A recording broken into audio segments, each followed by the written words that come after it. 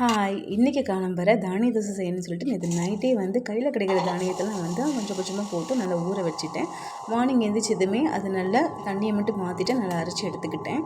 காலம்பர mutton சூப்பும், அதாவது நெஞ்செலும்புலாம் போட்டு soup வச்சுட்டு கொஞ்சம் எலும்பும் கொஞ்சம் கறியும் சேர்த்து மட்டன் தண்ணி குழம்பு வச்சு அதில் முட்டை உடச்சி ஊற்றிக்கிட்டால் செம்ம டேஸ்ட்டாக இருக்கும் தோசைக்கு சைட் டிஷ்ஷாக சாப்பிடும்போது.